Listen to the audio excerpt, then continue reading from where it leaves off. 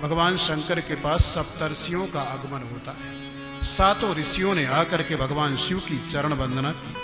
शंकर जी कहने लगे, आप सातों ऋषि उस तपोवन में जाइए जहां पर पार्वती तपस्या कर रही है। पार्वती की परीक्षा लेकर के आइए, उसके हृदय में मेरे प्रति कैसा प्रेम है इसकी परीक्षा करके आए। सातों ऋषि उस तपोवन में गए। भगवती पार्वती की तपस्या का तेज चारों तरफ छिटक रहा। स्थान का प्रभाव होता है। वो तपोवन ऐसा, परस्पर विरोधी प्रकृति वाले जीव जंतु एक साथ प्रेम पूर्वक विचरण करते हैं। हाथी और सिंह साथ साथ रहते हैं। पार्वती जी की तपस्या का ऐसा चमत्कार, जहां पर कोई अहिंसक व्यक्ति होता है, अहिंसक महापुरुष कोई होते हैं, वहां पर हिंसा की वृत्ति ही समाप्त हो जाती है। सप्तर्षियों ने जाकर के देखा, उस तपोवन को देख करके आश्चर्यचकित हुए। पार्वती को देख करके उनको लगा जैसे मूर्तिमान तपस्या ही पार्वती के रूप में यहां पर उपस्थित हो। सातों ऋषि पार्वती जी से कहने लगे, पर्वतराज की पुत्री, ये बताओ, इतनी कठोर तपस्या करके तुम क्या प्राप्त करना चाहती? तुम किसकी आराधना कर रही हो और क्या प्राप्त करना चाहती हो? हमसे सत्य सत्य बताओ। पार्वती जी कहने लगे, देखिए महाराज, मेरी बात को सुन करके आप हंसेंगे जरूर। मेरी बात को सुन करके बिना हंसे आप नहीं रहेंगे। दूसरों की हंसी की परवाह अगर आप करेंगे तो कोई अच्छा काम नहीं कर पाएंगे। अरे भाई, गलत काम करने वाले जब गलत काम करने में संकोच नहीं करते तो अच्छा काम करने वाले अच्छा कार्य करने में संकोच क्यों करें? इसलिए दूसरों की हंसी की परवाह नहीं करना चाहिए। पार्वती जी ने पहले कह दिया, मेरी बात सुनकर के आप हंसेंगे अवश्य। देखिए, मेरे मन ने हठ को पकड़ लिया। मेरा मन पानी के ऊपर दीवार खड़ी करना चाहता है। पानी के ऊपर दीवार खड़ी करना चाहता है। बिना पंख के मैं उड़ना चाहती हूं। देखो मुनि अविवेक हमारा। सप्तर्षियों, आप मेरा अविवेक तो देखिए, मेरी नासमझी तो देखिए। आशुतोष भगवान शंकर को मैं पति के रूप में प्राप्त करने के लिए ये प्रयास कर रही हूं, ये तपस्या कर रही हूं। जब ये कहा, सातों ऋषि बड़े जोर से खिलखिला करके हंस पड़े। सुनत बचन बिहसे ऋषय, बड़े जोरों से खिलखिला करके हंस पड़े और कहने लगे, आखिर हो तो पत्थर की बेटी। पत्थर की बेटी में बुद्धि कहां से होगी? गिरि संभव तो गे। पार्वती जी कहने लगी, मैंने पहले ही आपसे निवेदन कर दिया था, मेरी बात को सुन करके आप हंसेंगे जरूर। लेकिन वो सप्तर्षि कहने लगे, ये तो बताओ, तुम्हारा गुरु कौन है? शंकर जी को प्राप्त करने के लिए इतनी कठोर तपस्या की प्रेरणा देने वाला तुम्हारा गुरु कौन है? पार्वती जी ने बताया, देवर्षि नारद मेरे सदगुरु। अब तो सप्तर्षि और जोर से हंसे। ओह, तो नारद जी तुम्हारा घर बसाएंगे। नारद का काम घर को बसाना है कि किसी के घर को उजाड़ना है? अच्छा गुरु तुमको मिला। आज तक नारद ने संसार में केवल दूसरों के घर को उजाड़ा है। दक्ष के पुत्र, हजारों पुत्र दक्ष के तपस्या करने के लिए वन में गए। दक्ष ने उनको आदेश दिया, तपस्या करके लौट करके आओ, गृहस्थाश्रम में प्रवेश करो, यानी विवाह करो और विवाह करके सृष्टि को बढ़ाओ। दक्ष के हजारों छोटे छोटे बच्चे वन में तपस्या करने लगे। नारद जी पहुंच गए वहां पर और ऐसा मंत्र दिया, लौट करके कभी वो दक्ष के पास गए ही नहीं। वो सब के सब बाबा बन गए, सब के सब महात्मा बन गए। हिरण्यकशिपु के यहां नारद का प्रवेश हो गया। तो बाप बेटे में झगड़ा तैयार कर दिया। प्रहलाद को ऐसा मंत्र दिया कि वो तो राम नाम ही जपते रहे, राम नाम ही जपते रहे, राम नाम ही जपते रहे। और हिरण्यकशिपु को प्रकट करवा के बेटे ने ही पिता का संहार करवा दिया। नारद का काम है बसे हुए घर को उजाड़ना, न कि घर को बसाना। नारद जी का शरीर ऊपर से देखने में संत का है, वेशभूषा साधु की है, लेकिन मन कपटी है। मन कपटी, तन सज्जन चीन्हा, और अपने जैसे सबको बनाना चाहते हैं नारद जी। जैसे मैं, मेरा कोई नहीं, वैसा सारा संसार हो जाए। और नारद के वचन पर विश्वास करके तुमने इतनी कठोर तपस्या करके शंकर जी को पति के रूप में प्राप्त करने के इतना कठोर तप किया। सप्तर्षि कहने लगे शंकर जी में कोई विशेषता नहीं, दोष ही दोष है। निर्गुण निर्गुण नीलज कुबेश कपाली, निर्गुण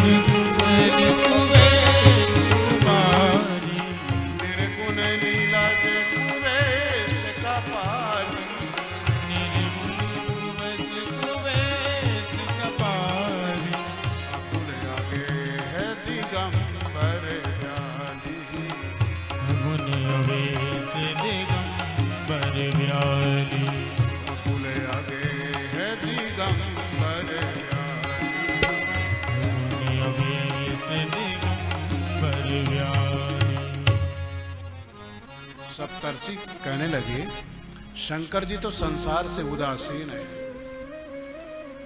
निर्गुण है, गुणों से रहित है, निर्लज्ज हैं, कुवेश, वेश भी उनका ठीक नहीं, मुन्नों की माला को धारण करने वाले,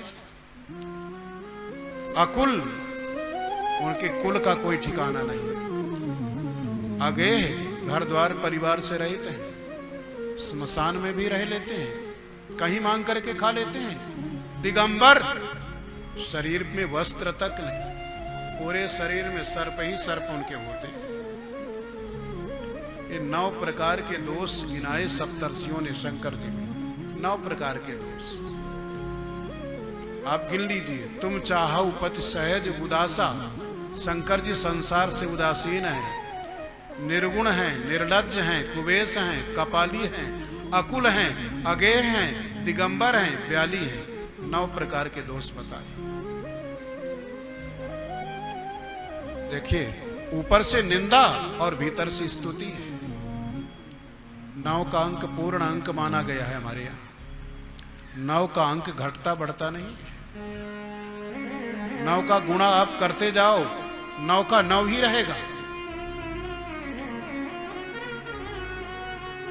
9 दूनी 18, 8 1 9, 9 त्रिक 27, 7 2 9, 9 त्रिक 36, 6 3 9, यानी 9 का अंक पूर्ण अंक है। ऊपर से निंदा और भीतर से ये बताना कि शंकर जी पूर्ण ब्रह्म है। सप्तर्षि कहने लगे अब भी हमारी बात को मान जाओ, हमने बहुत सुंदर वर तुम्हारे लिए देखा, हमने बहुत सुंदर वर तुम्हारे लिए देखा।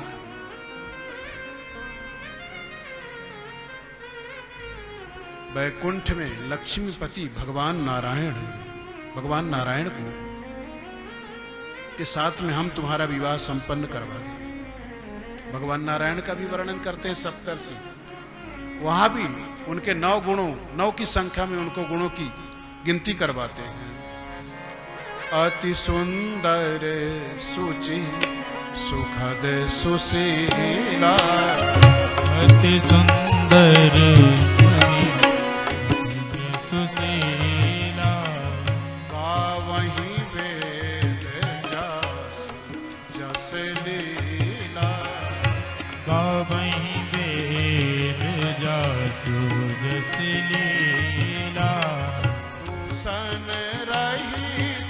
सकल गुण राशि, भूषण रहित सकल गुण राशि, श्रीपतिपुर वैकुंठ निवासी, श्रीपतिपुर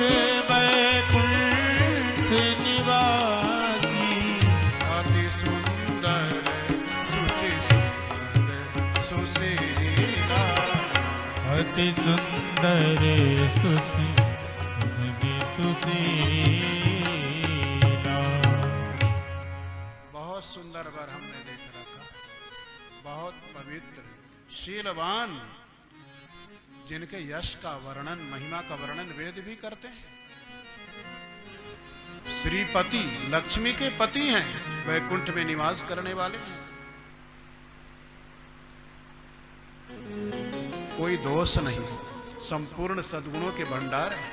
यहां भी 9 की संख्या में भगवान नारायण के गुणों का वर्णन करके उनको पूर्ण ब्रह्म बता रहे हैं सप्तर्षि। हमारी बात अब भी मान जाओ। पार्वती जी कहने लगी, आपने बिल्कुल सत्य कहा, आपने पहले ही कह दिया। आखिर पत्थर की बेटी हो, पत्थर की बेटी में बुद्धि कहां से हो सकती है? लेकिन पत्थर की बेटी को समझाने वाले में बुद्धि कहां से हो? मैं पत्थर की बेटी हूं, मुझ में बुद्धि नहीं, लेकिन पत्थर की बेटी को समझा करके उसको जो बदलना चाहे, उनमें कितनी बुद्धि हो? मैं पत्थर की बेटी हूं। पत्थर अडिग होता है, अचल होता है, टस से मस नहीं होता है। मैं भी अपने निर्णय से टस से मस नहीं हो सकती हूं, मैं अपने निर्णय में अडिग हूं। सोना पत्थर से निकलता है, सोना पत्थर से उत्पन्न होता है। सोना को आप कितना जलाओ, गलाओ, तपाओ, अपना स्वभाव नहीं छोड़ता है। मैं भी पत्थर की बेटी हूं, अपने निर्णय को नहीं बदल सकता। देवर्षि नारद मेरे गुरु हैं, मेरे गुरु ने मुझको जो आदेश दिया है, उपदेश दिया है, मैं उसका परित्याग नहीं कर सकती। मेरा घर बसे या उजड़ जाए, इसकी मुझे चिंता नहीं। गुरु के वचन प्रतीत न जेहि, सपने सुलभ न सुख सिद्धि। गुरु के वचनों में जिसे विश्वास न हो, उसे स्वप्न में भी सफलता नहीं मिल सकती, सिद्धि नहीं मिल सकती। इसलिए मैं नारद जी के वचनों का, उनके आदेश का त्याग नहीं कर सकती। आप तो आप हैं, जिन्हें भगवान शंकर को प्राप्त करने के लिए मैं इतनी कठोर तपस्या कर रही हूं। ओ मेरे आराध्य भोलेनाथ, भगवान शंकर भी अगर मेरे सामने आकर के ये कहें कि नारद का उपदेश छोड़ दो, तो शंकर जी के कहने पर भी मैं नारद जी का उपदेश नहीं छोड़ सकती। मैंने माना महादेव अवगुण भवन विष्णु सकल गुण धाम। शंकर जी अवगुणों के भंडार हैं, विष्णु सद्गुणों के भंडार हैं, लेकिन ये तो मन की बात है। यही कर मन रम जाई सम, जिसका मन जिसमें रम गया वही उसके काम का है। मेरे मन ने भगवान शिव का वर्ण किया है, इसलिए मुझे भगवान शिव से प्रयोजन है। भगवान शिव के अतिरिक्त मुझे कुछ नहीं चाहिए। नारद जी के पहले अगर आप आकर के मुझे उपदेश करते तो आपकी शिक्षा मैं मानती, लेकिन अब मैं अपने गुरुदेव के उपदेश का त्याग नहीं कर सकता। हमारे जीवन में कोई सद्गुरु होना चाहिए। बिना गुरु की कृपा के ये जीवन धन्य नहीं हो सकता। जब इस प्रकार से सप्तर्षियों ने भगवान शंकर के प्रति पार्वती जी का प्रेम देखा, जय जयकार करने लगे, जय जयकार करने लगे। और पर्वतराज हिमालय के यहाँ जाकर के सप्तर्षियों ने कहा, अपनी पुत्री पार्वती को आप अपने घर में ले आइए। उनकी तपस्या पूर्ण हो गई।